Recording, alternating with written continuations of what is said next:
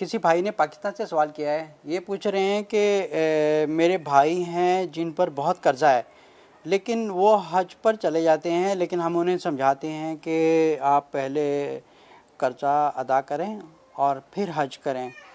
تو اس میں کیا حج قبول ہوتا ہے یا ان پر پہلے حج فرض ہے یا پہلے قرضہ اتارنا فرض ہے؟ میرے بھائی دیکھیں، اگر حج نہ بھی پڑھیں گے نا، لیکن اگر آپ کی نیت ہے تو ان کے ثواب میں یہ چیز لکھی جاتی ہے، کیونکہ انہوں نے ایک نیت کی ہوئی ہے حج کی۔ لیکن اگر ان پر ایک قرض ہے اور قرض چڑھا ہوا ہے اور حج پہ جا رہے ہیں، لیکن اگر ان کی ایک قرض میں موت ہو جاتی ہے، لیکن اگر ہم سب جانتے ہوں گے کہ صحیح حدیث میں ہے کہ کہ ایک دفعہ کسی کی قبر لے کے آئے تو رسول اللہ صلی اللہ علیہ وسلم نے فرمایا تھا کہ ان کا پہلے جا کے قرض اتاریں۔ مطلب یہ اتنی بری چیز ہے کہ جو پہلا چیز فرض ہے وہ ہے قرض اتارنا، پھر حج کا آپ کر سکتے ہیں۔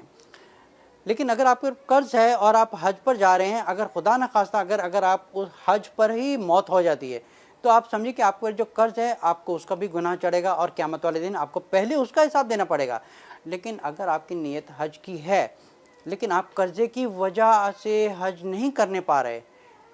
تو پھر آپ کا حج قبول ہو جائے گا آپ کی نیت کی وجہ سے، کیونکہ نیت کی وجہ سے آپ قیامت والے دن حاجیوں میں ہی کھڑے ہوں گے۔ لیکن اگر آپ پر قرض ہے اور پھر آپ حج پر جا رہے ہیں تو یہ ٹوٹلی پورا ہی غلط ہے۔ آپ اس کو ثواب کی نیت سے کر رہے ہیں، لیکن آپ اپنے آپ کو ایک مصیبت میں ڈال رہے ہیں۔ آپ اپنے آپ کو مصیبت ڈالیں، خدا نخواستہ اگر آپ کی موت ہو جاتی ہے، آپ یہ چاہ رہے ہیں کہ میں حج کر رہا ہوں، مجھے اللہ کی رضا حاصل ہو رہی ہے، ایسا کچھ نہیں ہے۔ اللہ کی رضا تو حاصل ہو رہی ہے، لیکن جو قرضے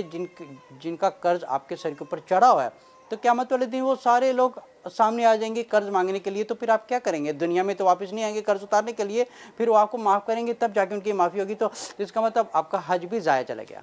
تو حج بھی آپ کا ضائع چلا گیا۔ تو پہلے فرض یہ ہے کہ قرض کو ختم کریں،